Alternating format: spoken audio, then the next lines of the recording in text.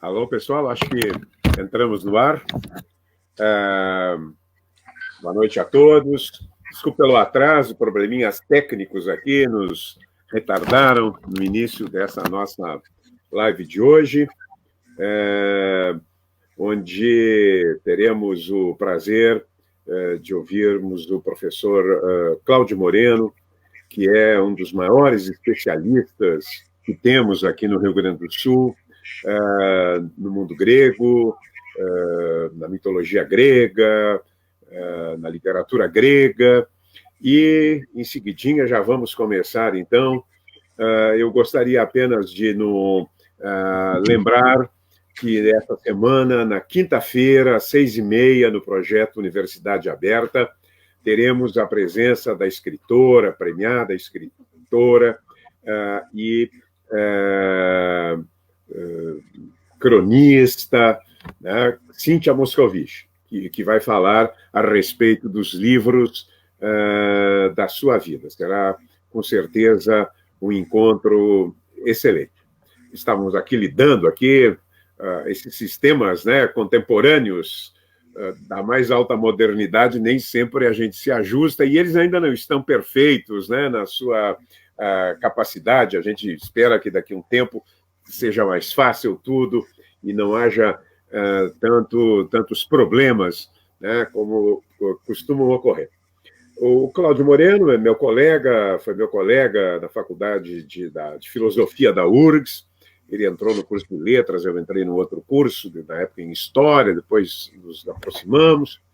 E o Moreno é um gramático de primeira qualidade. Eu me lembro que quando fui, num dado momento, fazer uma palestra sobre Mário Quintana na Academia Brasileira de Letras, o Evanildo Bechara me disse: vocês têm um gramático lá no Rio Grande do Sul. Eu pensei que ele estivesse se referindo ao Luft, que foi um grande gramático, e disse: o professor Cláudio Moreno.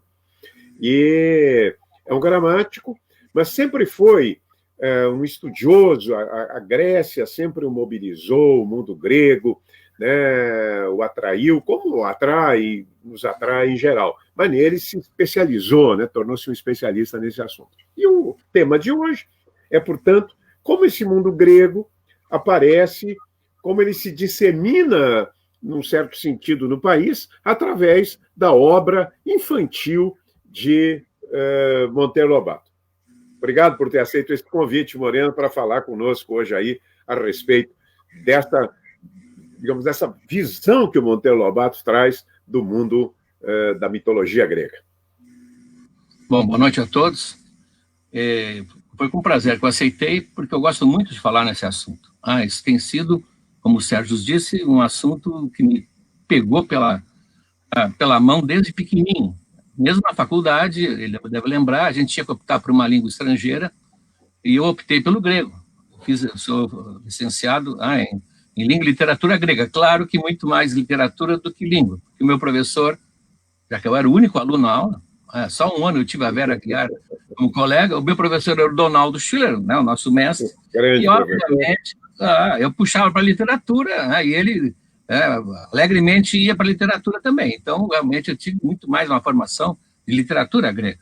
E depois, mesmo tendo entrado na área de português, que algum aviso do além me fez trocar, eu nunca me afastei da Grécia, e agora, já há 8 anos, mais ou menos, eu faço viagens, eu montei roteiros e escrevi alguns livros sobre o assunto, tenho um podcast, então, por isso, agora, hoje, eu quero até fazer um tributo a Monteiro Lobato, tem que fazer um tributo para ele, da importância dele, na minha vida, a importância dele, eu acho que para o Brasil, mesmo que as pessoas não se deem conta, que foi, assim, permeando até hoje, em certas gerações, ele é decisivamente o mais importante formador que a gente teve, assim, em termos populares. O Vicente vai ficar como de operador, aí vai trocar o slide, ou eu troco aqui? Eu não sei se você pode trocar aqui. Vicente. Eu acho que ele troca, é mais fácil só mandar ele trocar lá, né? Eu acho que fica mais... Tá aí. Aí está o Monteiro Lobato pequeno. Ele se tornou um grande especialista em literatura infantil. Passa para o outro slide, Vicente, por favor. Há sempre uma distância, né, de tempo, às vezes. Sim. Aí eu pequeno, na idade que eu conheci Monteiro Lobato, não aquele autor naquele tamanho, eu conheci a obra dele. Isso eu faço questão de relatar o encantamento que foi o meu contato com o Lobato. No meu colégio, colégio público, né, grupo escolar, filho de professora, portanto, tratado com os rigores piores possíveis, porque a professora tinha que dar exemplo. Eu me atrasei para entrar em aula, não pode entrar em aula, castigo, vai para a biblioteca. Pelo menos era um castigo agradável. E lá a professora, conhecia minha mãe, né, a professora fazia, às vezes, bibliotecária, disse, eu vou te dar um livrinho para tu leres. E me deu um livrinho, realmente, um livrinho, sei lá, umas 80 páginas, era quase um folheto. No caso, estava encadernado em papel craft, papel pardo. Era uma biblioteca que era fornecida, não sei se por um desses institutos, IAPI, APTEC, um desses institutos que funcionavam na década de 50.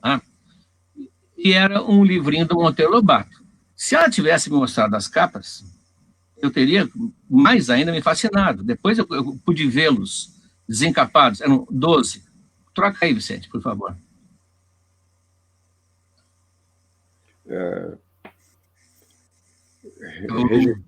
Registrando aí, o Vicente tem que estar nos atento lá, às vezes dá esses problemas de comunicação. Muita gente aqui, o Dionísio da Silva, a Cleonice, Aguinaldo Severino, lá da UFSM, Dionísio, né? Olha aqui. Nosso amigo Del. Chegando aqui. Vicente, alô? O que houve aí? Estamos complicados hoje no nosso início aqui, né? Será que desconectou? Pois é. Eu gostaria tanto de mostrar essas capas. É fascinante, realmente. Pode imaginar um menino. Está aqui. Uhum. Aqui são 6. As capas são... Cada trabalho de Hércules dividido forma um volumezinho. Pode virar o próximo, Vicente, já que tu está do lado aí. Alô? Estamos com alguma dificuldade de contato. Eu vou tentar fazer um contato aí,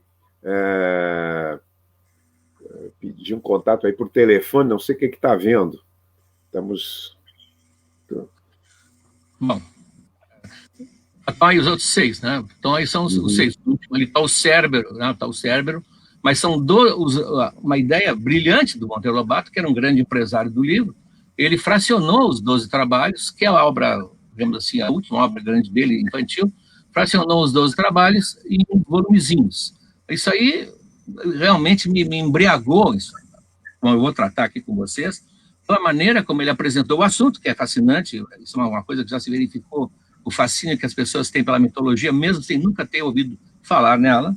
Eu já, em andanças aí pelo interior, no tempo que se pescava no interior, em galpões, a hora de contar história, eu já experimentei várias vezes, começar com a história do Ulisses, o contato é imediato, a adesão é instantânea, então parece que estão recebendo uma história que veio do nosso DNA. Pois bem, o Monteiro Lobato, ele logo sentiu que não havia uma literatura infantil consumível no Brasil. O que nós tínhamos eram livros traduzidos, principalmente em Portugal, as histórias da Carochinha. Carochinha é uma barata, né? A história da Dona Baratinha, na verdade. Com linguajar parnasiano, cheio de mesóclise, né? E ele achou que tínhamos, deixa assim, que nós tínhamos que procurar uma literatura infantil moderna e brasileira. Porque disse que botar não alemão de Nibelungo no jardim, isso não tinha sentido, fadas, etc. Nós tínhamos que procurar os nossos personagens, mais ou menos coincidindo com aquela ideologia da Semana de Arte Moderna, etc. Em 1917, ele fez uma coisa que Paul Auster fez parecido, mas ele fez muito antes, uma enquete pelo rádio. O rádio era o grande meio do Brasil, sobre o Saci. Ele fez um questionário. Como é que você imagina o Saci? Não é bem com essas palavras. Como é que você imagina o Saci? Quem contou essa história para você? E que histórias você teria para contar a respeito do Saci? Milhares de leitores responderam. E ele foi formando uma imagem, porque não existia uma iconografia do Saci, evidentemente. E ele, depois disso, como ele era muito ativo, ele faz um concurso para a exposição do Saci. Os artistas e desenhistas que apresentassem o melhor trabalho seriam premiados, inclusive quem participou foi a Anita Malfatti. Ele vai ter esse pivô daquele incidente lá do quadro da Anita Malfatti. E com isso ele começa a agitar a nossa mitografia brasílica, como ele chamava. Logo ele produz o livro Saci, que é um livro encantador, em que o Pedrinho, já tinha o sítio, nós vamos falar do sítio, o Pedrinho se embrenha na mata e vai vencer os seus medos e vai ao encontro do Saci, que é um grande camarada, é uma espécie assim de demôniozinho alegre do nosso Brasil. E ali o Saci mostra para ele, passando nos caminhos e nas veredas, o Boitatá, a Iara, quer dizer, há uma espécie assim de pequeno desfile da nossa mitologia. Só que isso não bastava para ele. Então ele começa, além de trazer o Saci e esses personagens que até o nosso amigo Mário Corso fez um dicionário, um monstruário, né, que ele examina essas figuras, e ele tenta firmar, inclusive, a imagem. A imagem do Saci que nós temos é que o Monteiro Lobato firmou, porque antes tinha várias teorias. A Cuca, o Câmara Cascudo diz que ninguém descrevia a Cuca. A Cuca era uma velha que pegava crianças e tal. Quem dá a forma da Cuca... Vicente, mostra a Cuca aí, Vicente. Quem dá a forma da Cuca é o Monteiro Lobato. Está ouvindo aí, Vicente? Aqui é o Saci do desenho do Monteiro Lobato, rabiscado por ele. Ele teve grandes desenhistas, né? Nós vamos ver. Aqui a Cuca. Aqui a Cuca. E mais ou menos como se imaginou. Ele é que fez essa descrição. Velha, gorda, feia, com cara de jacaré, com dentes, isso não existia. Ele trabalhou o nosso imaginário. Gira aí, Vicente. Pode girar. Bom, aí passa a ter a ideia de formar um sítio do Pica-Pau Amarelo. Agora, que na Argentina é La Quinta del Bentiviu Amarillo, é a Quinta do Bentiviu Amarelo, a tradução, né? Aí a Cuca amarrada, quando eles amarram, dominam a Cuca. Isso depois tem várias representações na TV, são personagens que já são nossos. Pode girar aí, Vicente. Mas a Grécia começa a aparecer, daqui a Emília, que é a grande criação dele, a Emília, que é uma espécie de, dizem, um alter ego dele, mas é a consciência acessória do Monteiro Lobato, talvez o personagem mais fascinante da literatura infantil. O Rabicola e a Vaca Mocha, eu acho. Pode girar aí. Vamos chegar na Grécia agora. Fecha aí, Vicente. Bom, perdão. E tinha um plano de educação dos jovens. Então, ele faz a história do mundo para criança, o Serões da Dona Benta, o Dom Quixote, que é uma belíssima adaptação, a história do mundo para crianças, geografia do mundo. Ele está querendo formar didaticamente um público leitor, como ele vai formar. Essas gerações que, de 1935 até hoje, que estão aí, devem lembrar, o Monteiro Lobato explodiu. De 35 a 45, ele publicou mais de 2 milhões de livros, né? Foram vendidos. Gira aí. Nessa história do mundo, ele já fala na Grécia, ele fala, né, os helenos, fala na guerra de... Mas fala assim, é uma espécie de informação. Vamos adiante. Aqui. Na aritmética da Emília, ele sempre tinha a ideia de colocar palavras. Então, veja esse textinho da Emília. O Visconde achou, o Visconde achou. Corram todos, o Visconde achou. A gritaria foi tal, foi tamanha que Dona Benta, Narizinho e Pedrinho acudiram em atropelo. E foi o que aconteceu. O Visconde achou, repetiu a boneca entusiasmada. O danadinho achou. Mas achou que coisa, Emília? Não sei. Achou só. Quando entrei na sala, encontrei-o batendo na testa e exclamando, Eureka! Ora, Eureka é uma palavra grega que quer dizer achei. Logo, ele achou. Aliás, já fica também aqui a mensagem. É bom saber que Eureka é com H, né? Nunca esquecendo que Eureka, em português, é com H. Mãe de 2 filhos, Eurista e Eurístico, portanto, não tem como escrevê-lo com E e K, senão teríamos 2 filhos sem a mãe. Isso aqui Monteiro Lobato é impecável. Inclusive, nós vamos ver que na mitologia ele é impecável. A mitologia tem muita versão, muito chute, e ele, muito bem informado, ele dá acho que 2 ou 3 escorregõezinhos, aliás, um muito curioso com o Leão de Nemé, como a gente vai ver. Gira aí, Vicente. Isso em 1935. Ele estava começando, ele não tinha entrado na Grécia ainda, mas já falava, rondava, elogiava a Dona Benta, que, aliás, é uma coisa importante dizer. A Dona Benta, que é a avó, ela e a tia Anastácia são os únicos adultos da história. Isso que fascinou muito as crianças. Eram crianças que se autodeterminavam, que entravam em aventuras, e quando entravam em contato com adultos, eram tratados de igual para igual. Com Hércules, por exemplo, com os gregos lá no Partenon, eles se autogestionam, digamos assim. Mas a Dona Benta tem a figura, que acho que isso influiu muito no prestígio das professoras na época, a figura da professora. Ela sempre intervinha, democrática, serena, ensinando coisas que ninguém sabia, porque ela era muito culta. Então, essa figura ficou fundamental. Não sei porque fizeram depois um livro de culinária da Dona Benta. Fizeram a tia Anastácia, que era excepcional cozinheira. Mas, deixa para lá.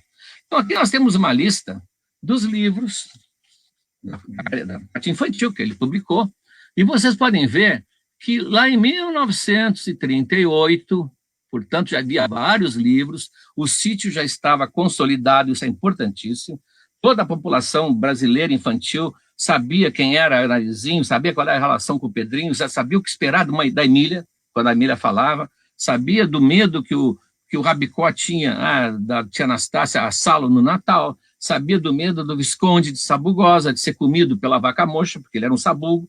Quer dizer, estava preparado o ambiente para ele começar a lançá-los na Grécia.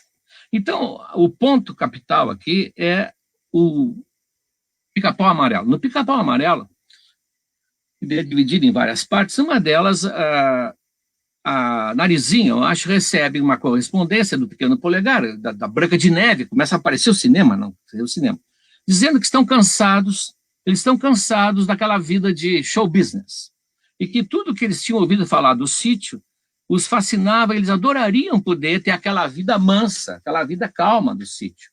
Então, eu vou contar para vocês um texto aqui. Hoje vai ter que ser lido, né? Não tem outra maneira. Vamos ver. Eles acham que os moradores do sítio, a turminha do sítio, acham que podiam fazer um convite. Então, eles convidam todos os personagens, inclusive os bons e os maus, para virem morar com eles, não no sítio, porque no sítio não caberia, mas eles fazem uma espécie de aquisição de uma fazenda que está lindeira, uma fazenda próxima, que ninguém planta, e a Dona Benta consegue convencer a Dona Benta a comprar, e ali vão estabelecer o reino da fantasia. Então vamos ver aqui. Passada uma semana, começou a mudança dos personagens do mundo da fábula, para essa região que eles chamam Terras Novas. Então veio o Pequeno Polegar, depois a Branca de Neve, com 7 anões, a Princesa Rosa Branca e Rosa Vermelha, e o Príncipe Codadad, da Mil e Uma Noites, não estou lendo o que está escrevendo, o Aladim, a Xerezade, os gênios, é claro que não podiam faltar, o pessoal do Peter Pan, aqueles meninos perdidos, esquisitos, e a Alice das Maravilhas, e o Senhor La Fontaine, que veio junto com Esopo, nas fábulas, e veio o Barão de Münchhausen, e veio os contos de Andersen, de Grimm, e também veio Dom Quixote, com o Rocinante, seu cavalo, e o Sancho, e veio o Pequeno Polegar, e vieram os personagens da mitologia grega, uma quantidade enorme, diz aqui. A Medusa, não foi mal que tenha sido cortada a cabeça, é o mundo da fantasia. A Medusa, com aqueles cabelos de cobra, cada fio uma cobra, e atrás dela o valente Perseu, que lhe cortou a cabeça. O rei Midas, que só cuidava de amontoar ouro e acabou se enjoando. Os centauros, meio homens, meio cavalos, e os faunos, de chifrinho, e os sátiros de pé de bode, as sereias e as ninfas, e as náiades, que eram ninfas das águas. E o Netuno, o próprio rei dos mares, vem, e a Narizinho diz, mas não tem mar aqui. A Emília diz, tem, o Peter Pan veio com o mar e tudo. O mar da pirataria, onde vem o Capitão Gancho, vem os piratas. Então, tudo isso vai habitar ali. Então vai haver, ele escreve, acho que mais de 8.000 páginas de livros infantis, então tem muitas peripécias, uma imaginação maravilhosa. Todo esse pessoal vai entrar em atrito, vão acertar, vão ser amigos, a Narizinho vai ficar amiga da Branca de Neve, a Branca de Neve perde o marido, que é uma enchente, morre o príncipe, que não fede nem cheira, como diz o Monteiro Lobato. Elas começam a procurar um marido para a Branca de Neve, e vem as roupas, e do pessoal da mitologia vem o Belerofonte. O Belerofonte não é um daqueles personagens maiores, como é o Teseu, como é o Perseu, por exemplo, mas o Belerofonte, ele tem, ligado a ele, uma das figuras que mais fascinam as crianças depois dos dinossauros. Já foi feita uma pesquisa. Depois dos dinossauros, quem mais fascina a criança é o unicórnio. O unicórnio, até hoje, está aí em todas as cores e formas, está espalhado por todo mundo adora o unicórnio. E o Belerofonte é o herói cuja única ação que ele fez foi exatamente domar estou trocando o personagem, eu estou mexendo em papel aqui, vocês me perdoem, eu estou tomando água, o Pégaso, como? Nunca houve unicórnio na mitologia grega. O Pégaso é o cavalo do Belerofonte. O Belerofonte chega com o cavalo, é óbvio. Eu acho que não vou achar aqui, mas uma coisa aqui. Ele chega, as meninas ficam fascinadas, porque ele é muito bonito. A Anastácia fica fascinada, todo mundo fica fascinado. Ele chega com o seu cavalo e vem procurar o endereço do bairro grego. Tem o bairro grego, tem o bairro daqui, o bairro de lá, dos piratas. E ele chega com o Pégaso, pergunta, é recebido pela Emília e pela Branca de Neve. Eu não vou achar o texto, mas não. É recebido pela Branca de Neve e pela Emília, conversa, e na hora de ir embora, ele vai sair, ela diz, não, vai no Pégaso. Todo mundo na janela do sítio. Veja como ele começa a trazer a mitologia para dentro do sítio. Mas isso não é o mais importante. E ele levanta voo assim, todo mundo, que lindo, que maravilha, parece um gaivotão, ele reduz a nossa realidade da roça. Bom, como a Branca de Neve está viúva, eles arranjam um casamento com o príncipe desse, que não é um dos mais importantes das Mil e Uma Noites, mas é um príncipe das Mil e Uma Noites. Só que não convidam, é claro, a turma da pesada, os monstros, não convidam os bandidos, não convidam as figuras que vão realmente desmontar a festa. Então, lá no meio, quando começa a festa realmente a ficar animada, a Emília olha de longe, ela tem um olho longínquo, e diz, olha, vem vindo uma nuvem de poeira, eu acho que são penetras, e eram os monstros, todos. Até atrás vem a quimera, que está velhinha, né? A quimera que o Belerofonte matou na mitologia, mas que o Monteiro Lobato dá uma explicação. O Belerofonte ficou com pena, tirou a glândula do fogo da quimera, então a quimera ficou um bicho velhinho, mas que gosta dele e acompanha ele. Então até a quimera vem protestar, porque ela queria estar na festa. Há uma confusão total, e quando termina esse livro, essa festa, desapareceu Tia Anastácia. Tia Anastácia desapareceu, e da confusão eles descobrem, foi levado pelo Minotauro. Então, com isso, pode girar aí, o Vicente, com isso ele preparou o segundo livro, logo em seguida embaixo está ali o Minotauro, que vai ser a viagem à Grécia. Vai ser a primeira viagem deles à Grécia, e depois vão fazer outra. Nessa viagem o Pica-Pau pode girar. Pode girar aí. Não? Aqui seria o mapa das novas terras. Tudo tinha ilustrações, tudo. É uma época, inclusive, que os meninos e as meninas iam muito tá aqui o Pégaso. Iam muito ao Atlas. Né? Pode girar, não, vamos mostrar o texto. Vou mostrar o texto que eu tinha falado. Eu não sabia que estava aqui, eu estava procurando a colar. Isso acontece. O seguinte, Vicente, vou botar o seguinte. O Léo dizendo aqui que numa igreja grega, no Partenon, o Monteiro Lobato tinha que ficar, né? Ele fez muito na Grécia. O texto aqui já passou? Ah, deixa. Bom. Então, como é que eles vão? Eles têm que ir até a Grécia de navio. Não, estou falando uma época de navio. E o navio que eles pegam, está aqui o texto, ó. Belerofonte alça voo montado no Pégaso. O herói deu rédeas a Pégaso na direção do Cedro Grande. Adeus, princesa, é a Branca de Neve. Adeus, gentil figurinha, claro que é a Emília. Obrigado pela informação. E partiu no trote. Vá voando para nós vermos, berrou a Emília. O herói achou graça e deu uma ordem ao Pégaso. Imediatamente, o maravilhoso corcel espichou as asas e voou tal qual um gavião-pato de proporções desmedidas. Lindo, lindo! Exclamaram todos em êxtase. Que pena todos os cavalos não terem asas, lamentou Pedrinho. Voar montado num Pégaso lá pelas nuvens, que suco! Pégaso baixou lá adiante, desaparecendo-lhes das vistas. Maravilha, em branca, foi o comentário de Narizinho. É um comentário bem feminino, assim, ambíguo, né? O Belerofonte era belíssimo. Bom, como é que eles vão, então, para a Grécia? Pode ir para diante, Vicente. Eles vão pegar o navio do Capitão Gancho, que se chamava Hiena dos Mares. Mas, deixa aqui.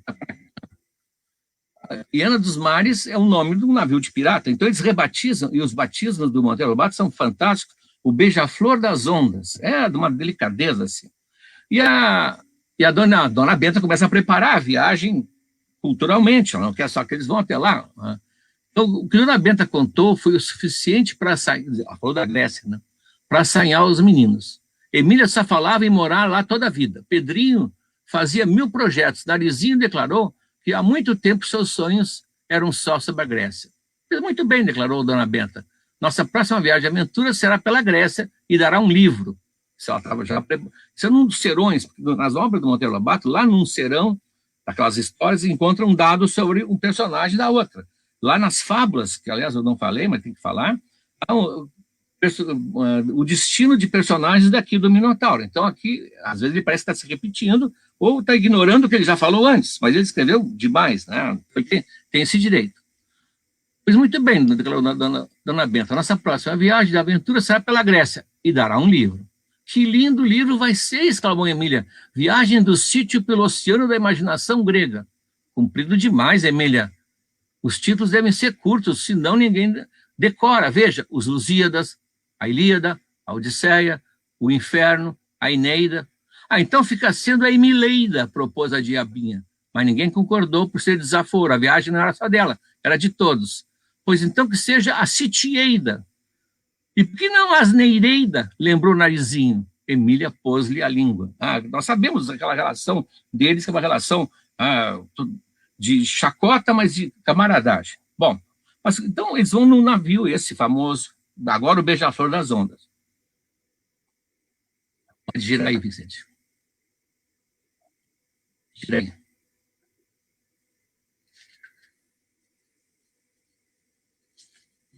Não troca, então eu vou ler aqui. Cara, só um pouquinho. Vocês têm um pouquinho de paciência. Porque é muito material. Aqui. Bom, vem no meu caso.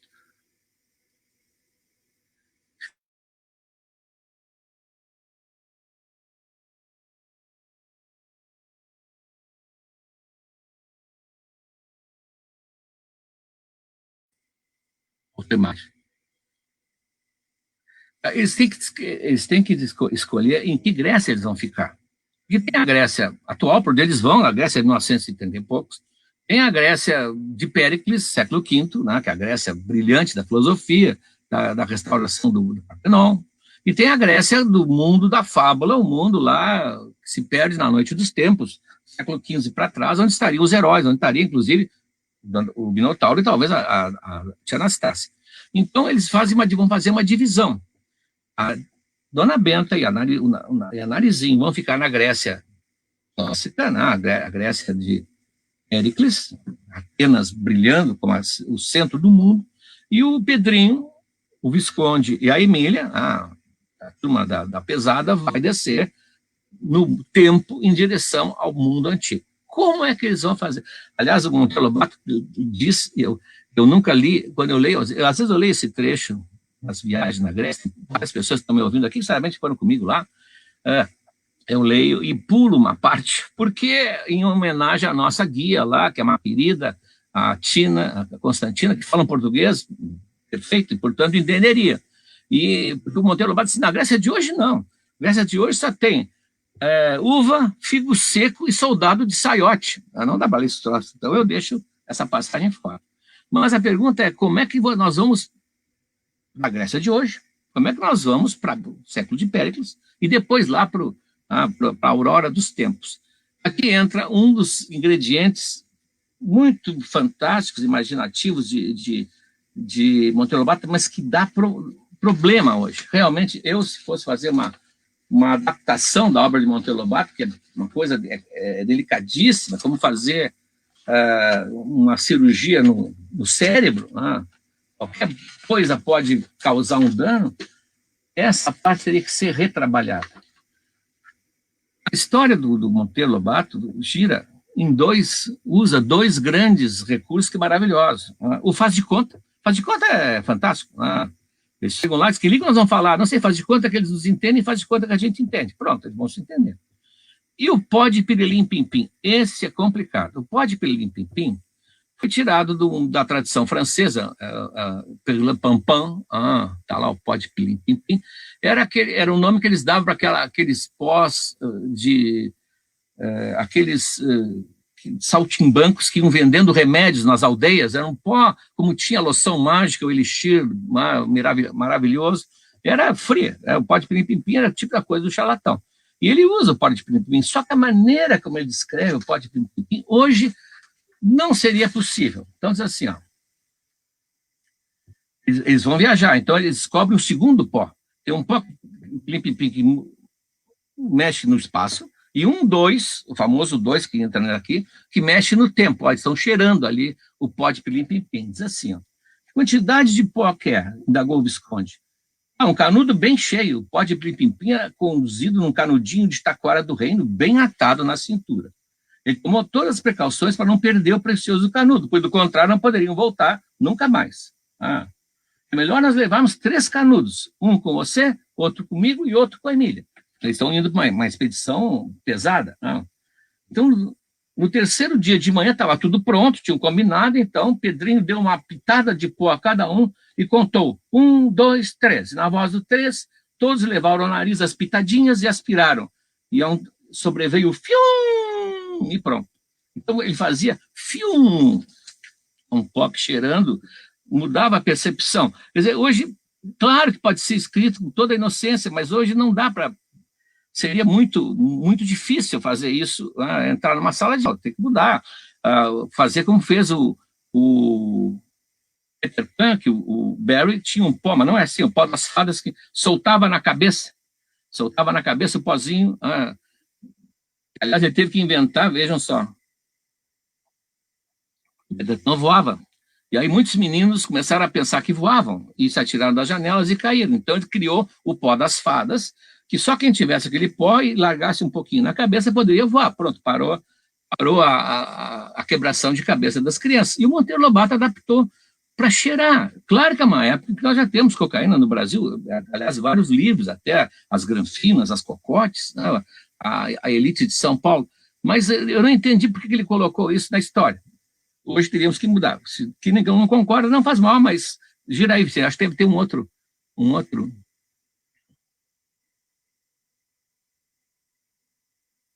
Não era o rapé, não. Aqui um amigo dizendo rapé. Não, o rapé fazia espirrar. O próprio...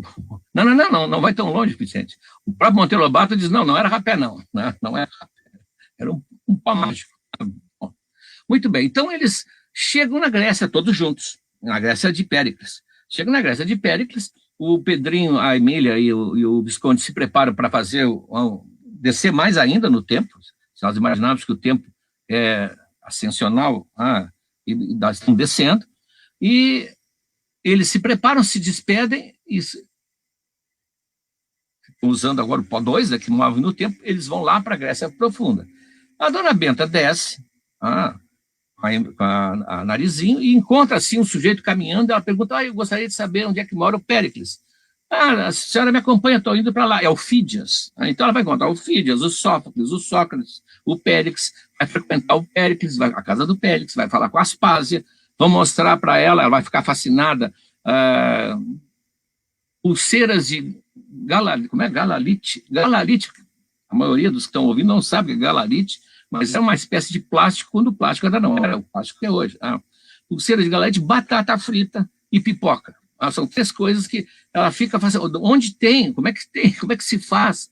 São as coisas do século XX, do Monteiro Lobato. Bom, gira aí, Vicente.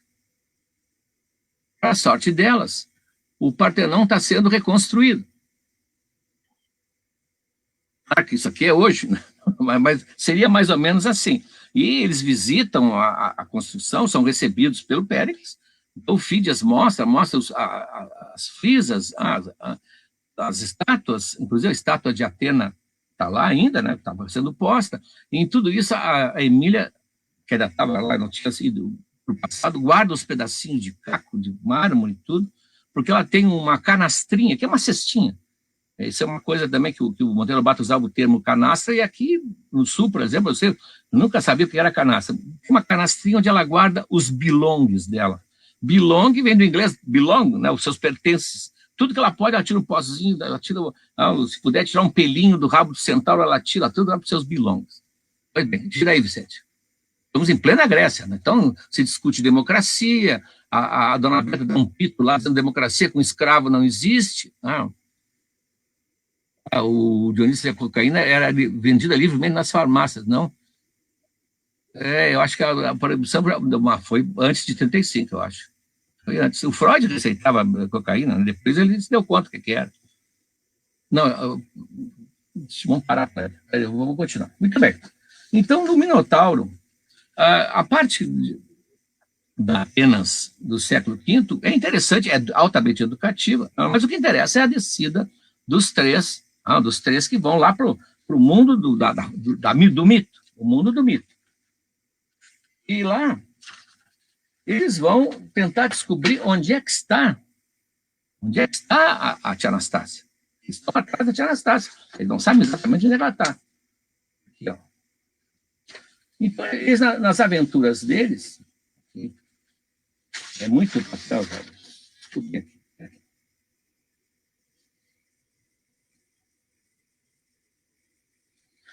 Nas aventuras deles, não tinham nada que o Olimpo. Anastácia se tiver está lá em Creta, no Minotauro. Mas eles não se contêm, evidentemente, né? E a Emília, principalmente, que é o Olimpo, eles se disfarçam de bicho-folha. Bicho-folha, só quem viveu para fora, na roça, principalmente lá no centro-oeste, no sudeste, vai conhecer o bicho-folha. Se disfarçam de... que é o proibido cocaína em 1920 no Brasil. Sabia que 1930 já era. Se disfarçam de bicho-folha e vão até lá, ouvem a conversa dos deuses, ouvem que eles estão planejando, eles não, que está sendo planejado um trabalho para Hércules, que é a Hidra de Lerna, e a Hera exprime abertamente que gostaria que o Hércules se desse mal, e estão ouvindo os bastidores. Quando entra um garçom do Olimpo, o garçom do Olimpo é o famoso Ganimedes, né? O Ganimedes, que era o mignon dos Zeus, o Zeus o levou o empregou no palácio, digamos assim, com funções um pouco acessórias. E naquele tempo, né, na cultura grega, um homem maduro podia ter um Herômenos, que era um jovenzinho ainda sem barba, para algumas práticas que eram permitidas. Eles vêm passar o Ganimedes, que é o garçom, ele é o expansão do Olimpo, o nome é, e ele trazendo ambrosia e néctar, que são os 2 alimentos que jamais alguém soube qual era o gosto, porque só os deuses podiam provar. E a Emília, mas não tem dúvida, dá um safanão no Ganimedes e diz, não, mas deixa eu ver o que tem aí. E o Ganimedes mostra, e a Emília tinha levado um vidrinho e um pires. O pires para pegar um pouco de ambrosia, e o vidrinho pegar um pouco de néctar. Hoje ela levaria um Tupperware, alguma coisa assim, e ela pega um pouco de néctar e um pouco de ambrosia, eles provam a ambrosia, e todo mundo gostaria de saber o gosto, era o gosto de curau de milho verde, é um doce bem comum na zona caipira, e eles resolvem comer tudo, senão vai azedar, então não adianta tentar levar para a dona Benta, porque vai azedar, porque curau azeda, mas o néctar, que é um gosto dulcíssimo, melhor que qualquer coisa de mel parecido, eles levam o vidrinho para a dona Benta provar. Então eles vão dessa maneira, assim como ele tinha levado a mitologia para o sítio, ele leva agora os personagens que toda criança brasileira já conhece, leva para embrenhar-se na mitologia. Ele fez, não sei se tivesse vivido mais, se ele não iria adiante, ele fez o que mais ou menos, muito mais tarde fez, o Goscinny não é Goscinny, o Tintin, o Tintin francês. Depois que foi criado o personagem, que toda criança francesa conhecia o Tintin, ele podia fazer Tintin, o Tintin, chamar de Tintin. Tintin na União Soviética, Tintin no Egito, Tintin, onde ele colocasse, haveria interação do personagem, e, portanto, dos seus leitores com o local. Eu imagino que, por uma lacuna muito estranha, que é a falta de Homero, que ele amava Homero, talvez, eu imagino que talvez estivesse nos planos dele colocar depois o pessoal do sítio, por exemplo, junto com a Odisseia, ou no meio da Ilíada, alguma coisa assim. Então, ele criou uma forma maravilhosa. Então, nós temos agora personagens que nós conhecemos, com os quais nós nos identificamos como criança, que vão agora enfrentar os perigos. Então, eles resolvem ir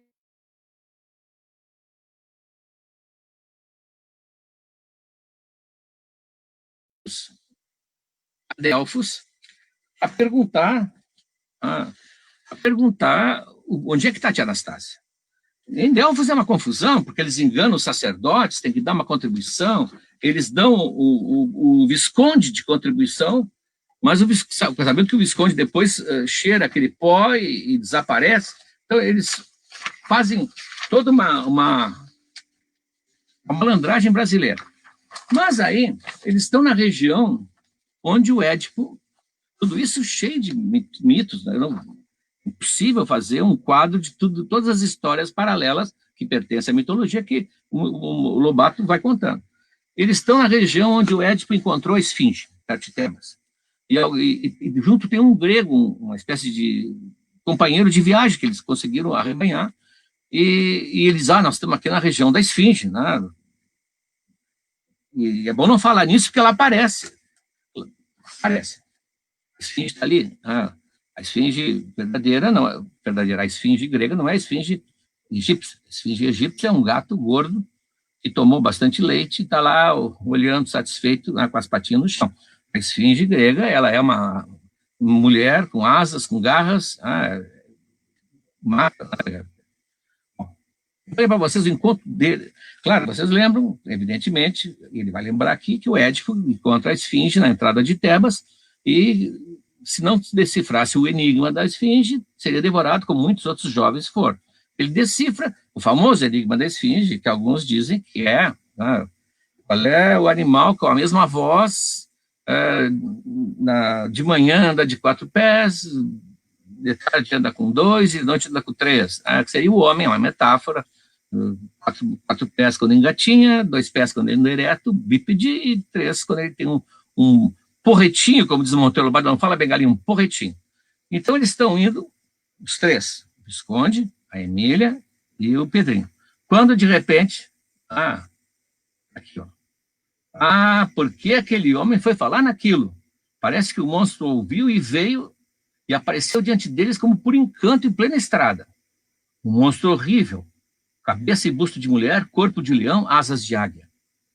Dos olhos saíram chispas ferozes. Ao ver diante de si a Esfinge, o pobre grego sentiu as pernas paralisadas.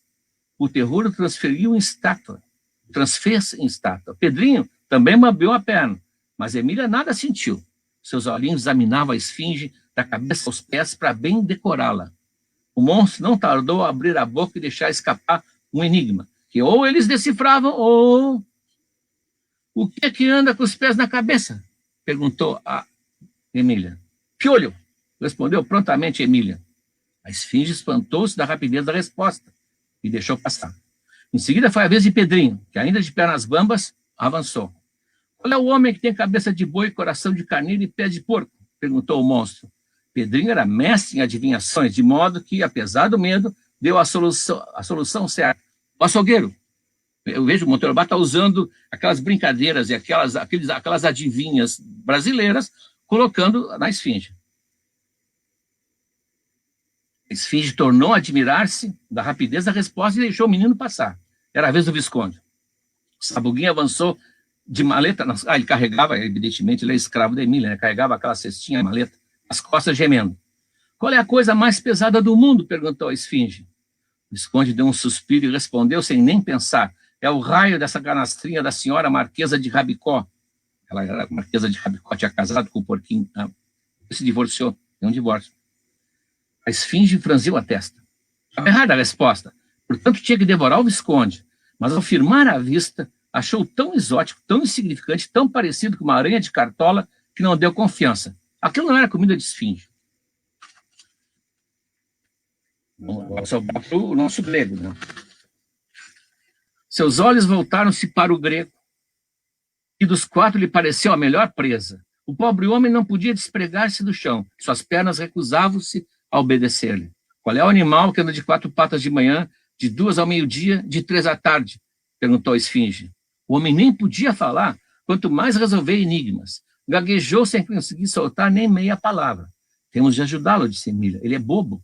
O enigma da esfinge poderá ser enigma para a gente daqui. Mas para nós é a velharia coroca. Vá por trás dele, Visconde, e dê a resposta que é homem. Porque é o homem que anda de 4 patas de manhã,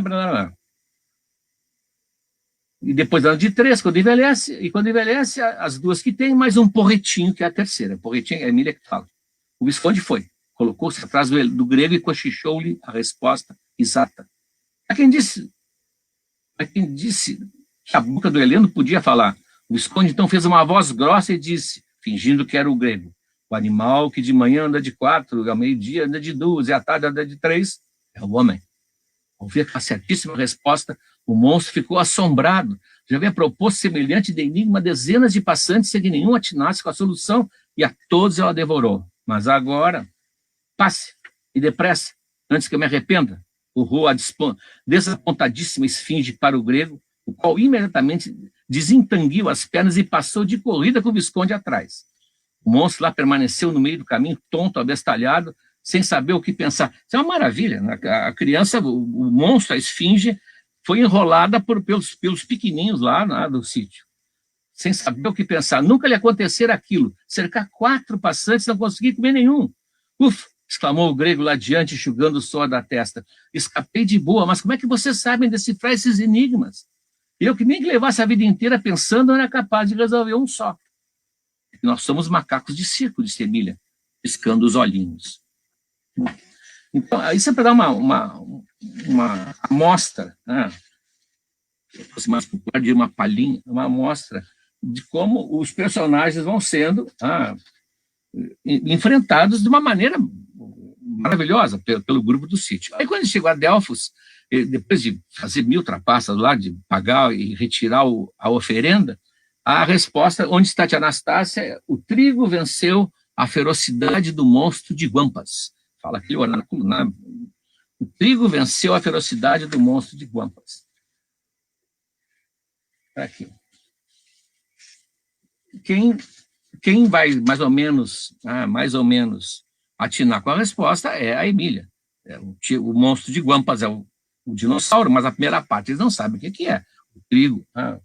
O trigo venceu a ferocidade. Então eles vão a Creta, pode Pelim-Pimpim aqui também, e vão descer no labirinto, que é lá que o Minotauro, vão ver o que está acontecendo. E eles levam, evidentemente, 2 rolinhos de retrós, tudo que vendia na venda, né? O retrós de linha, e quando termina os rolinhos de retrós, o Pedrinho dá para o Visconde um carvãozinho, o carvãozinho vai riscando, e o Visconde vai riscando o chão para continuar a trilha, para depois poderem sair. E à medida que eles aprofundam no labirinto, eles vão sentindo um cheiro de fritura. Cheiro de fritura. E vão chegando, e vem lá na semi-obscuridade o Minotauro gordo, pode girar aí, Vicente, gordo, imenso, sentado como um pachá num trono, e lá num canto a tia Anastácia com uma frigideirona, aqui a esfinge real, a esfinge está em Delfos, eu acho. Pode girar aí, pode girar.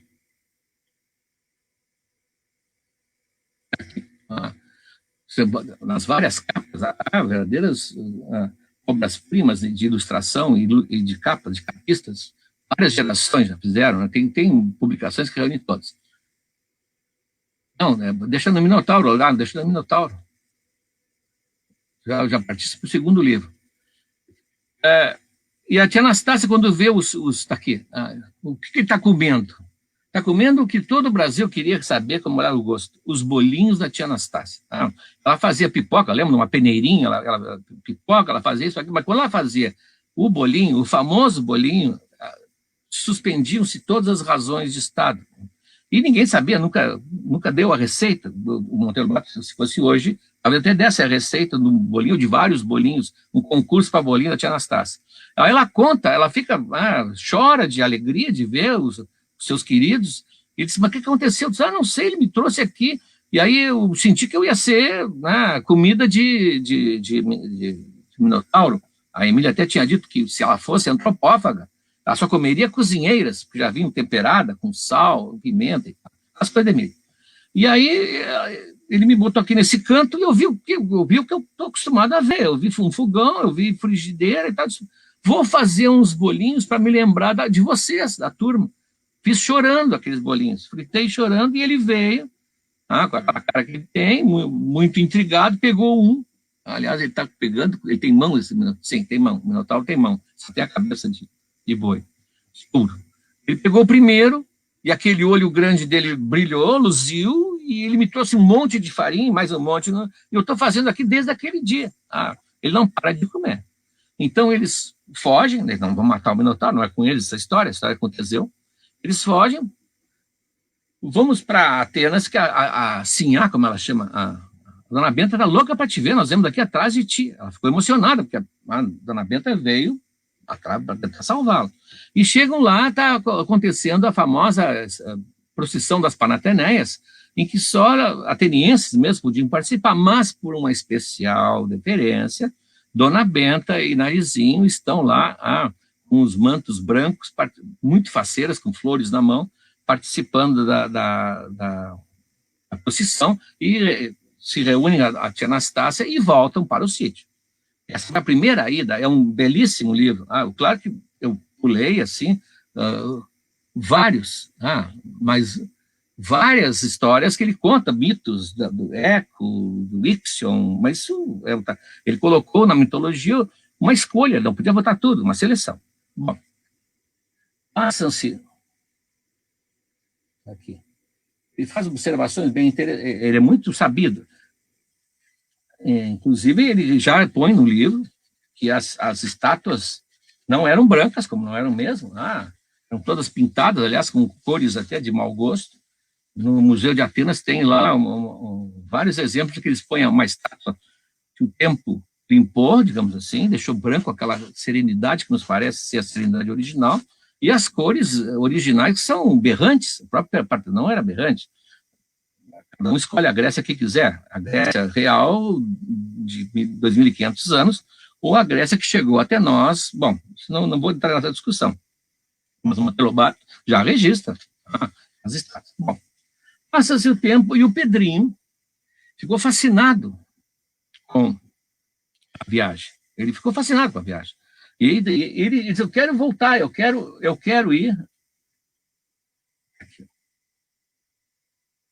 Eu quero ir para participar das aventuras de Hércules, que é a grande coletânea de histórias realmente que nós temos da mitologia. As histórias da mitologia são de heróis, alguns participam de mais 4 ou 5 aventuras, dos Argonautas, mas que é uma grande aventura só, de muitos heróis. Mas as aventuras de Hércules, tem as do Teseu, mas são muito pequenas, as pedras de Hércules, formam realmente um conjunto que, inclusive, está lá no templo de Zeus, em Olímpia, se tornou uma espécie assim de exemplo do grande herói, que era o maior herói da Grécia, e ele queria participar. E a dona Benta diz, olha, eu não deixo, mas eu não estou olhando, né? Tipo assim, eu não faz de conta que eu não vi. Então, dessa vez, resolvem ir só aqueles três, o Monteiro Lobato percebeu, não dá para botar narizinho em aventuras, mas é uma menina delicada, e a dona Benta é pior ainda, não dá para botar em aventuras como eles vão entrar agora. Então, manda os três que já estão testados, a Emília, o Visconde e o Pedrinho. E eles vão procurar o Hércules, tá? E chegam bem no momento em que o Hércules vai fazer seu primeiro grande trabalho, o primeiro ou o segundo, não sei se é, que é o leão de Nemeia, leão da lua, como alguns chamavam. Um leão que tem a pele invulnerável, portanto, ninguém consegue entrar no seu covil. Ele tem um covil ali na Gólida, eu acho, e está aterrorizando a vizinhança. Então, ele vai lá, é um dos trabalhos que ele foi obrigado a fazer. Trabalho de Hércules não é trabalho como trabalho escolar, não é uma tarefa. Trabalho aqui são provações, são provações. Então, tá aqui, o volume 1, pode girar, depois tem o volume 2. Eu li naqueles 12 voluminhos, que depois nunca mais vi, né? Deve ter um bom valor nos sebos. Girei de novo, Vicente. Gira, Vicente, aí. Bom, anyway. Quando lembrar, passa para o 2 aí. Então, eles estão, vamos dizer assim, intocados. Estão lá em cima de uma colina vendo o Hércules lutar contra o leão. O Hércules mandaram não matar o leão e vai matar o leão. Claro que ele usa um arco, o Hércules usa um arco, ele pega as flechas e atira as flechas batem no couro do leão e simplesmente cai no chão. Aí ele parte para a clava, aquele porrete que ele tem, e vai, feito com o tronco de uma oliveira. Quem conhece uma oliveira sabe o que é um tronco de oliveira. E dá na cabeça do leão, o leão tonteia, claro, mas esse aí, o tronco vira palito. Gira aí, Vicente. Vicente. Gira para nós o próximo. Bom, aí diz deixa ótimo. Perfeito. Eles estão com um greguinho, né? Eles pegaram um greguinho de guia, a mesma coisa. Eles vão. Tu pode nos acompanhar? Diz, não posso, porque meus patrões, ele é um pequeno pastor, meus patrões estão fora. Não, diz a Emília, vem conosco, nós vamos ver as grandes aventuras de Hércules. E o sujeito não sabe quem é Hércules, porque o Hércules não é famoso ainda. E na Grécia não é Hércules, é Hércules. Não, tu vai ver, é um grande herói. Então estão escondidos. Olha a riqueza do tratamento de vocábulos que o Monteiro Lobato fazia para os seus leitorinhos. Matar o leão de Nemeia? Quem pode ser invulnerável? Emília ignorava o significado da palavra invulnerável, mas não querendo passar por ignorante aos olhos do moço, fingiu precisar qualquer coisa na canastrinha e foi ter com o Visconde. Enquanto abria e remexia na cestinha, perguntou a meia voz, o que quer dizer invulnerável, Visconde? Responda bem baixo. O Visconde compreendeu e ajudou-a. Invulnerável é o que não pode ser ferido por arma nenhuma, uma espécie de corpo fechado. Emília ainda perguntou, e que tem a palavra invulnerável com ferida? O Visconde explicou que em latim ferida era vulnera. Emília, muito lampeira, vulnera ou vulnera, isso aí é o pessoal da prosódia, depois me diz. Muito lampeira, voltou a falar com o pastorzinho. Com que então é invulnerável? Havemos de ver isso. Quero ver se o Hércules vulnera ou não vulnera esse leão. Já sabe da novidade, né? O Hércules foi convidado a vir matar o leão. O pastorzinho não sabia, admirou-se. Aí eles assistem às tentativas do Hércules, inúteis. Aí a Emília pensou rapidamente, se as flechas falharam e se a clava se despedaçou ao primeiro golpe, o jeito agora é atracar-se ao pescoço do leão e afogá-lo. Um pequeno comentário de português. Afogar, para mim, sempre foi morrer na água. Mas afogar é apertar o pescoço também. Daí o vestido afogado. A gente não se dá conta. É afogá-lo. Pensou e gritou para o Hércules, atraque-se com ele, senhor Hércules, grude-se no pescoço do leão e vá apertando até que ele morra de falta de ar. O leão é invulnerável, é inamassável, mas talvez não seja inasfixiável, a Emília. Novamente, Hércules ouviu aquilo como se fosse uma sugestão do céu, porque ele olhava para cima, ele não sabia o que estava acontecendo, não sabia que alguém estava falando com ele. E, bobamente, ergueu os olhos para as nuvens com agradecimento. Bom, quando ele mata o leão, ele realmente sufoca, daí vem o mata-leão, né, o famoso mata-leão, aquele golpe que se dá gravado com o braço, ele resolve usar a pele do leão como um escudo. Então, ele tira a pele do leão, ele quer tirar a pele do leão para mandar tratar depois a pele. Mas como vai tirar a pele do leão se o leão é invulnerável?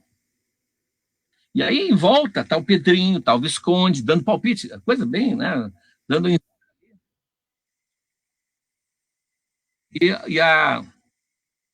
não tem solução, o Pedrinho disse, eu tenho uma solução. Volta atrás, Vicente, tem o canivetinho aquele. Volta atrás aí. Aqui, ó. Trouxe meu canivetinho, Roger. Ele vai ser o maior orgulho. Aliás, na geração, a minha geração de guri, um canivetinho valia assim, sei lá, quantos camelos no deserto. O canivetinho Roger. Então ele empresta o canivetinho Roger. Agora sim, mostrar a figura. A próxima figura. E o Hércules consegue tirar a pele do leão. Claro que o Visconde, que é um sujeito da ciência, diz, mas como é que ele é invulnerável? Se ele era vulnerável, pensa assim, ó, Pedrinho não consegue abrir nela nem sequer um furo com a ponta das flechas de Hércules. Como é que o canivete cortou naquele dia? Podia ser por muita coisa, talvez a invulnerabilidade cochilasse naquele momento e fosse apanhada desprevenida. Ou talvez a pele vulnerável, no dia da morte do leão, estava de novo invulnerabilíssima. Mas então, se ficou vulnerável, como é que depois ele ia usar? Ele arrasta essa pergunta durante vários capítulos dos 12 trabalhos de Hércules. O Monteiro Lobato não descobriu a saída, talvez porque ele não leu uma pequena notinha lá, nas várias narrativas do mesmo mito, sempre tem versões, e algumas acrescentam um detalhe que outros esquecem. A única maneira possível que a mitologia sempre explicou, é aquele que era mais ou menos, ele tinha um coach, Atena o protegia, que era irmã dele, irmã de pai. Então, a coach Palas Atena, sugeriu que ele usasse a única coisa que o leão podia romper o couro dele, a unha do leão, pois o leão podia se coçar também. Então, usando a unha do leão, da própria pata, ele vai tirar o couro ali e vai passar a usar esse modelito. Inclusive, quem olhar gravuras cerâmicas antigas vai reconhecer a figura do Hércules sempre que ele botou a cabeça do leão na própria cabeça e a pele fica pendente com as patinhas e o rabinho, assim, à medida que ele caminha. Então, ele sempre é reconhecido iconograficamente pela sua roupa, pelo seu modelo do leão. Bom, Hércules vai ficando fascinado com esse grupo. Gira aí. Ele nota a criatividade deles. O Pedrinho está muito cansado de caminhar. O Hércules carrega, como apareceu no livro, vai aparecer de novo, carrega o Visconde e a Emília, que são levinhos. Mas o Pedrinho tem o seu orgulho, né? Não vai andar no colo. Gira o slide aí, Vicente. O Pedrinho vai dizer, eu vou capturar um centaurinho, que eu vou andar um centaurinho. Então, ele consegue capturar um centaurinho, que no começo, evidentemente, reluta, mas depois fica mais ou menos amigo, e o nome que acho que a Emília dá para ele. Mais um. Aí está o Hércules carregando os dois. Mais um aí. Mais um slide. Sim. Não, pode voltar. Eu pensei que depois aparecer. O nome do centaurinho é Meio a Meio. Tá aí, o Meio a Meio. O Meio a Meio é um nome maravilhoso para um centauro, né? Maravilhoso. Bom, nesse ida e vinda, o Visconde aspira um pó com menos quantidade e cai lá no lugar onde o Perseu está matando a Medusa. Então, pode girar aí. A figura da Medusa, essa figura que eu vou mostrar para vocês, que é a que tinha no meu livro, eu tenho aquela coleção de cadernada daqui, ó. E essa figura aí era um dos meus pesadelos quando era pequeno, quando eu tinha 6, 7 anos. Eu achava uma figura assim, horrível. Hoje a televisão mostra muito pior, mas era assim, muito bem apanhado pelo desenhista, uma figura, a ideia de serpentes na cabeça e tal. Conta o mito da Medusa também. Eles assistem, quando ele corta a cabeça da Medusa, a Emília e o Pedrinho não estão lá dentro da caverna, evidentemente, nem o Visconde estão lá fora, mas eles veem o Perseu sair com a cabeça da Medusa.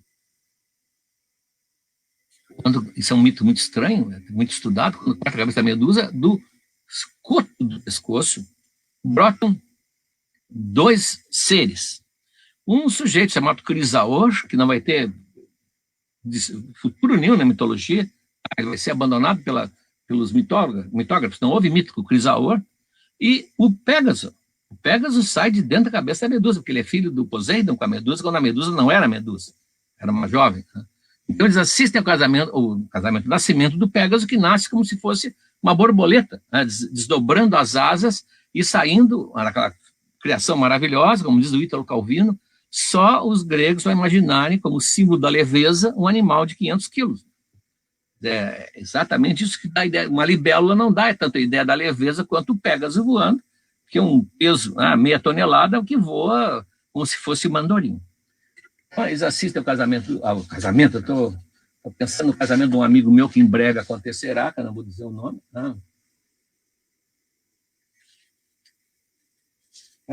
Passam por Teseu, passam por Medeia. Sim. Aí, perdão, eles veem uma coisa estranha voando. Não, Pégaso. Pégaso já está longe. Aqui.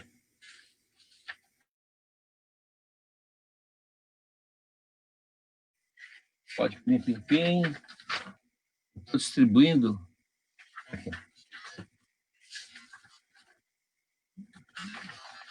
Sim.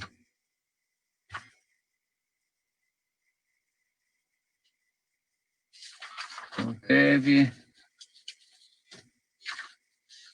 Tá aqui. Alguém que se aproxima voando, e vocês vão ver aqui. Estavam na costa do mar Egeu, quando súbito gritou Emília: um gavião, uma ave qualquer esquisita, e apontava para o céu. Todos olharam, inclusive os bois, e realmente viram atravessar o Egeu muito alta no céu uma grande ave. Vinha na direção deles, mas subindo sempre. De repente houve qualquer coisa, porque a ave vacilou, pererecou lá de cima, perdeu o equilíbrio e começou a cair. Levou bala, gritou Emília. Levou bala, gritou Emília. Vem caindo. Sim, vinha caindo com a velocidade crescente e afinal caiu no mar bem perto da praia. E será? Exclamava Pedrinho. A ave não é. Me deu a impressão de um paraquedista sem paraquedas. Como um ponto negro, o paraquedista boiava sob as ondas que o vinham trazendo à praia. A torcida foi grande para que chegasse logo. Era um homem. Era um náufrago do espaço. E talvez ainda estivesse vivo, apenas desacordado. Quando o corpo trazido pelas ondas deu à praia, todos correram ao encontro. Que esquisito! Um homem com restos de asas nas costas. O Visconde pôs-se a aplicar no náufrago clássicas do socorro aos afogados, consistentes em restabelecer a respiração interrompida. Todos o ajudavam e tanto fizeram que o náufrago respirou, a princípio entrecortadamente, depois com maior regularidade. Em seguida abriu os olhos, ficou um minuto assim tonto e contou a história. Era o Ícaro. Ele contou que fez as asas, estavam presos com o pai no labirinto, e que não era para ele chegar perto do sol. Sabe que todo mundo conhece, mas a cera podia derreter, a cera que prendia as penas, e ele então terminou caindo. Bom, teve muita sorte de cair na água do mar. Se caísse em terra, estava agora como um sapo, que foi a festa do céu. É o comentário da turma do sítio. Né? E agora? Ícaro, cada vez mais arquejante, não teve.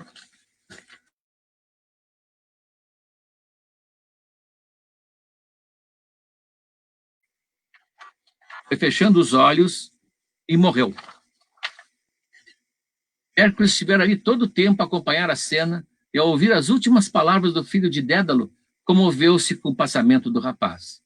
Bom, disse por fim, temos de enterrá-lo com todas as honras. E foi ele mesmo abrir numa pequena elevação da costa o túmulo de Ícaro, enterrado à moda grega. Hércules colocou uma laje em cima, a qual Emília escreveu. Emília, né? Aqui jaz Ícaro, o pai da aviação errada. Aliás, é bom lembrar que a nossa querida Varig tinha sua revista de bordo, era a revista Ícaro. Como eu sempre comento, não é um bom nome para escolher a revista de uma companhia de aviação, mas mitologia nem todo mundo se interessa. Bom, aqui está o Perseu com a Medusa. Pode girar aí a Medusa.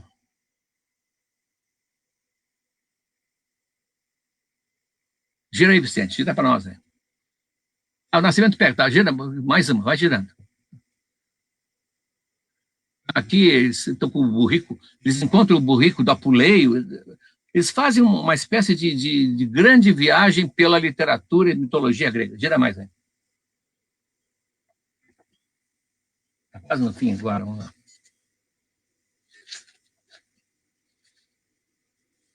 Tem mais um aí?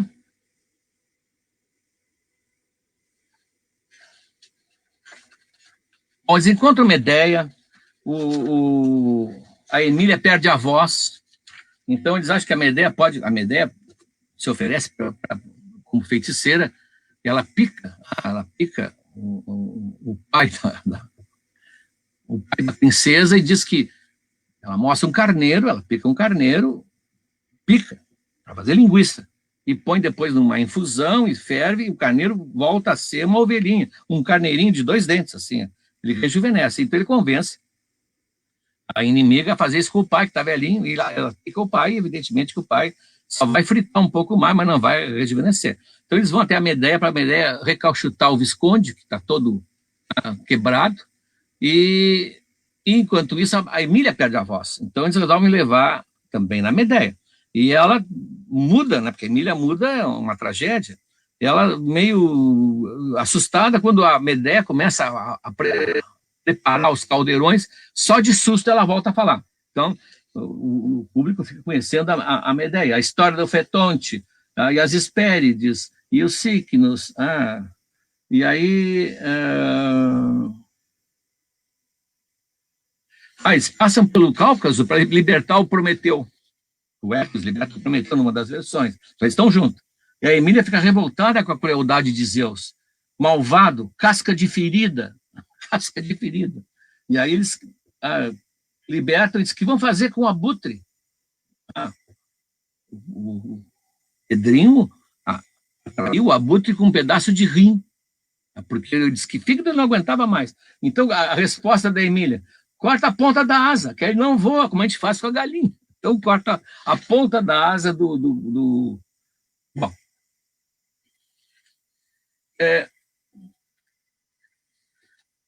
Eles se despedem, conseguem finalmente ajudar o Hércules, o último trabalho é o Cérbero.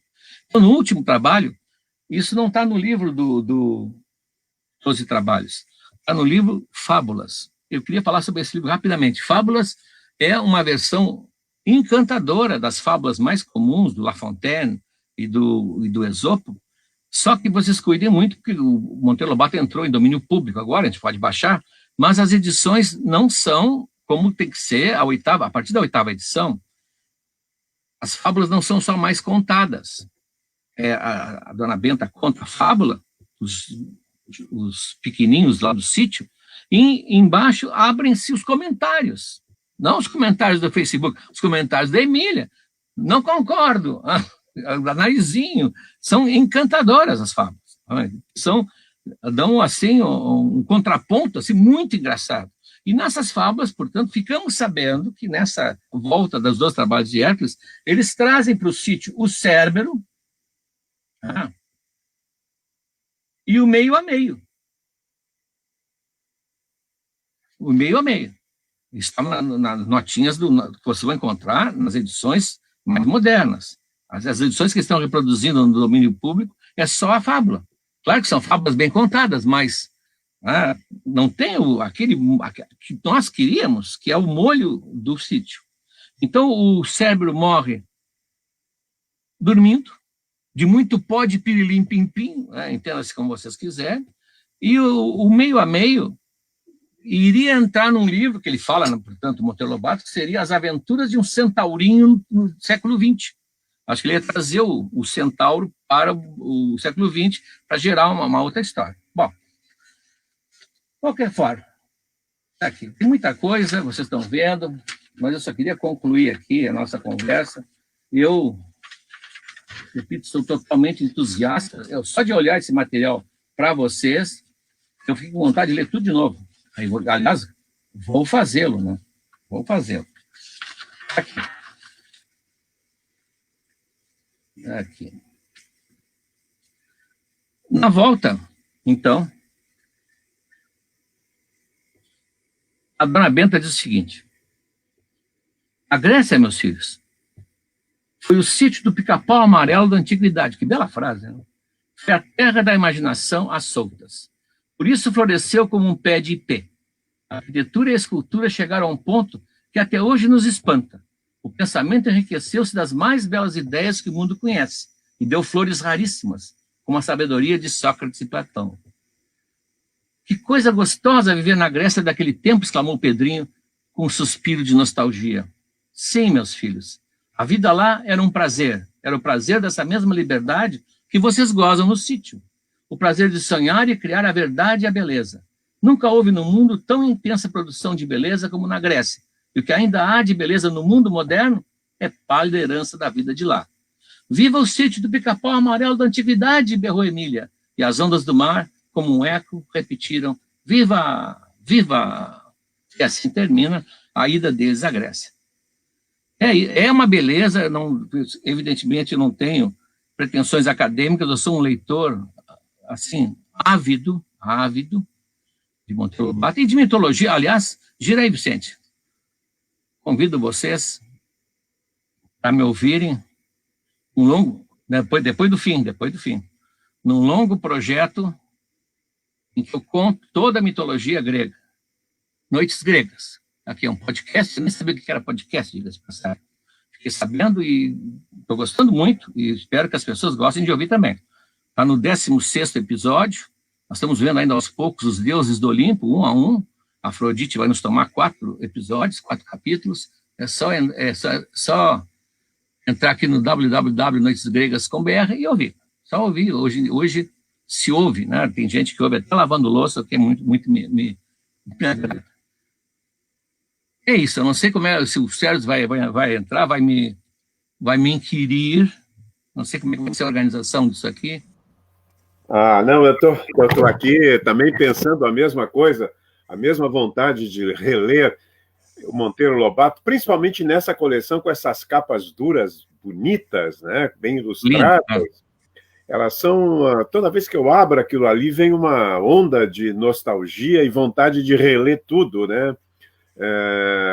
Ele criou o mundo, né? Ele botou o mundo em pé, uma coisa espetacular. Impressionante.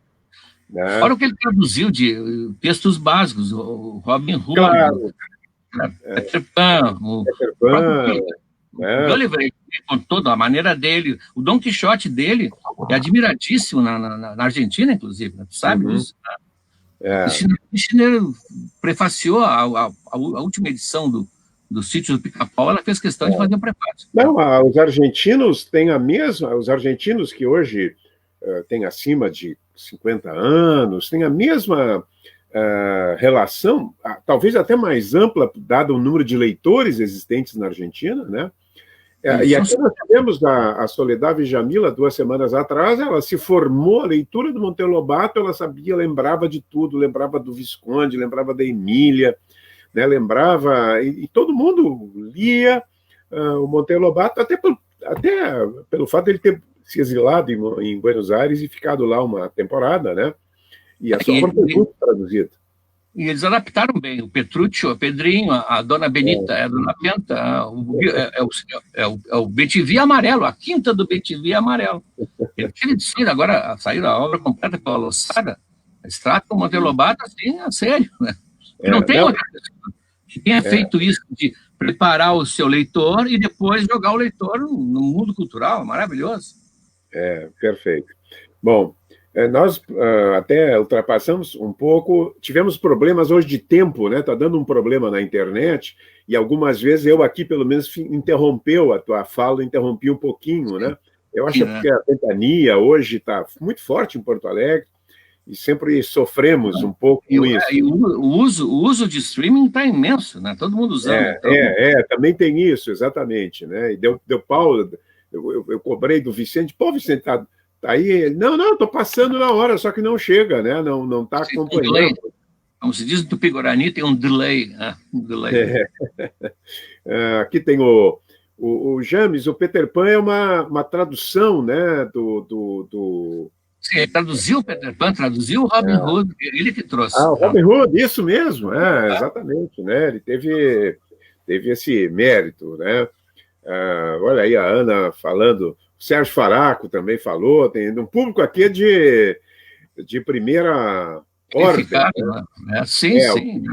É um público realmente excepcional. A Ana Motim também agora entrou, a Helena Terra, o Eleanor, né? Tivemos o Varela aqui, ficou o tempo inteiro, temos um leitor ávido aqui, que até hoje relê, eu vi pelo Luiz Felipe, lendo, sabe tudo, fazia comentário, não, foi fulano, e né, temos um fã-clube, né, do Monteiro Lobato. E como eu disse, acho que foi para anunciar a tua vinda, nesse projeto, Os Livros de Nossa Vida, mais da metade dos convidados, professores, escritores, letrados, figuras da cidade, mais da metade começou a ler sob o influxo de Monteiro Lobato. Isso é extraordinário, quer dizer, o quanto ele representou para a formação dos leitores brasileiros, né? E foi legal. E ele teve aquele azar de entrar na rota de colisão com os nossos jovens de São Paulo, né? Na comunidade moderna, e ele foi, tu sabe melhor do que eu, professor de literatura, ele foi escanteado como se fosse um conservador, rabugento, coisa que ele não era, né? Lendo... Mas ele era assim, ele era uma pessoa, claro, como todos nós, ele tinha lá suas contradições. Eu fiquei surpreso quando descobri que uma edição eu não sei se é do Memórias Sentimentais de João Miramar, Marco Zero, uma das edições dos livros, aqueles livros vanguardistas que ninguém lê mais, do Oswald de Andrade. Oswald de Andrade, ele publicou o Oswald de Andrade, tu vê a Anita Malfatti, ele pediu depois desculpas para a Anita Malfatti, ficaram muito amigos, né? Ele gostava da pintura dela, que ele fala da arte moderna, os caras disseram que era contra a Malfatti, não era exatamente. Então ele tem lá, né, e variava, todos nós mudamos de opinião, né, no transcurso, trocamos, a inteligência muda de opinião, né? Claro, ninguém tem uma verdade conclusiva a respeito de tudo da vida desde os 20 anos, ou desde os 40. Alguns acham que tem, sabe? Né? Alguns acham. Tem uns que têm todas as respostas possíveis para tudo, né? Todas as certezas. Mas foi muito bom, foi uma excelente palestra. Poderemos, oportunamente, a gente pode voltar a falar de Grécia, né? Que eu sei que é a tua paixão, né? Num outro momento. A importância... Eu acho que, por exemplo, essa questão da Grécia como formação do homem ocidental, né, como a invenção do homem ocidental, isso também, né, eu acho que seria um assunto interessante. Uma vez o Donaldo deu uma palha disso aí, uns anos atrás, numa aula dele, porque o Donaldo cobrava muito, eu fui na curso de pós-graduação, era Drummond, que o Donaldo sabe muito, e só tinha eu de aluno, né? Era uma coisa... E era maravilha, né? Ter só o Donaldo de aluno, né? Meus dois grandes mestres, fiz pedido de amizade do Facebook aos dois, o Alexandre Pinheiro. O nosso problema de Face, o teu também deve ser, Moreno, é que sempre está cheio, né? Eu criei agora uma página para ver se... Peço para as pessoas, desculpa, não tem, né? Às vezes faço uma relação e sempre tem, né, tira lá 1, 2, mas a gente não pode atender, infelizmente, parece até mal educado, grosseiro, mas é que não tem, né, o Face devia ter mais de 5 mil, né? Olha, o Dionísio, que assistiu o tempo inteiro, estava no aeroporto, né? Ele está sempre no aeroporto, está sempre Sim, e viajando. bebendo vinho, é claro. Fazendo... Está sempre em algum lugar, né? São esses intelectuais do centro do país que têm benesses, bônus, né? Tem bolsas, né? Então, Sérgio Faraco aqui, que também nos assiste muito frequentemente, é um orgulho ter o Sérgio Faraco como espectador. Sim. Um dia, o problema do Sérgio Faraco é que ele é muito tímido e, senão seria o máximo eu fazer uma live com o Sérgio Faraco falando da sua produção literária, né? E ele acha que fala mal, e não, e eu consegui uma vez na vida levar o Faraco para falar para 1.000 pessoas. E aí o Faraco falou muito bem, mas ele saiu de lá dizendo que tinha falado pessimamente. Aí um aluno chegou e disse assim, mas ele parecia o Bukowski falando, né? Pô, comparou. Claro, porque ele fazia digressões e fazia, né, comentários vários. Mas, enfim, agradeço a tua presença, agradeço a todos que estiveram aqui conosco. Lembrando que na quinta-feira, nós temos a presença da Cíntia Moscovitch, que é uma das escritoras mais importantes do Rio Grande do Sul, e certamente será um programa agradável. A Cíntia é muito divertida, não tem papas na língua, e faremos um programa de primeira. Temos várias atrações, eu tenho falado com muita gente legal, muita gente interessante, e teremos palestras bem interessantes. Em seguida, uma palestra sobre Schopenhauer, com um excelente, brilhante jovem filósofo aqui de Porto Alegre, que tanto influenciou Machado de Assis, palestra sobre Nietzsche, né? Vamos continuando enquanto for possível. Olha aí a Ana dizendo, a Cíntia Moscovitch é 10. Nós vamos fazer um bom programa, porque... Eu não ganhei elogio da Ana. Não, ganhou sim, ganhou um elogio, claro. Ela está aqui na sala ao lado, vou perguntar para ela que negócio é esse. Não, disse que Noites Gregas era ótimo, né? Então, não, fosse elogiado. Boa noite a todos, muito obrigado, e até quinta-feira com a presença da Cíntia Moscovitch. Mais uma vez, obrigado, Moreno, até a próxima. Eu que agradeço, até logo, até a próxima.